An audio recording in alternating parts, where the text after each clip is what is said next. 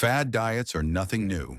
While today's fitness influencers swear by calorie counting and intermittent fasting, the 19th century poet Lord Byron had his own peculiar obsession, the vinegar diet.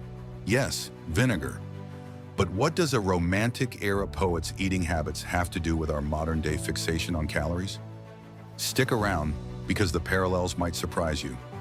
Before you dismiss Byron's vinegar routine as just another historical oddity, ask yourself, are we really any different today with our apps, macros, and no-carb mantras? Lord Byron was more than a poet. He was a trendsetter, especially when it came to his unconventional lifestyle.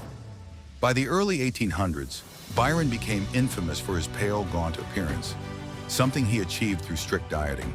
His secret? A daily regimen of diluted vinegar and water, coupled with meager portions of biscuits and tea. This bizarre diet wasn't just about health, it was about aesthetics. In an era that idolized the romantic ideal, a pale, melancholic look, Byron's self-imposed starvation became an aspirational lifestyle for many. His contemporaries noted his abstinence and obsession with maintaining his image. But why vinegar? Was it science or simply pseudoscience? And how does this compare to today's meticulously calculated diets? Interestingly, modern science does offer some validation for vinegar's role in weight management. Studies suggest that vinegar can lower blood sugar spikes after meals and even promote a feeling of fullness. But Byron didn't know this.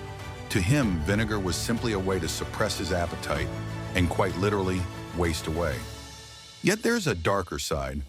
Prolonged use of acidic substances like vinegar, especially in Byron's quantities, can erode teeth, damage the digestive lining, and even lead to malnutrition.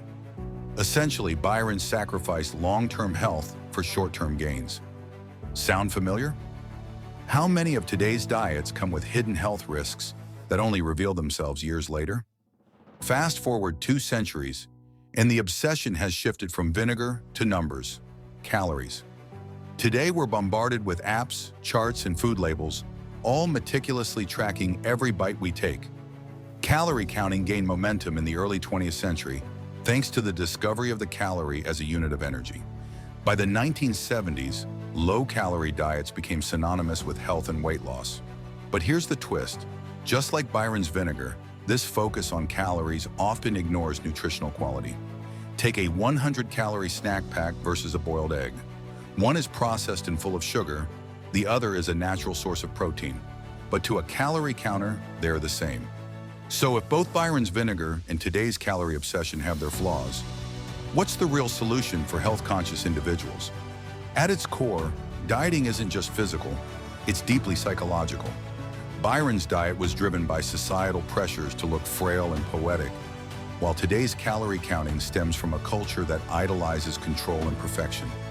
Both approaches thrive on restriction, but research shows that excessive restriction often backfires, leading to binge eating, anxiety, and a cycle of guilt. Byron's struggles with mental health were well documented, and it's not hard to draw a connection between his restrictive habits and his turbulent emotional state. Is history repeating itself, just in a more tech-savvy way?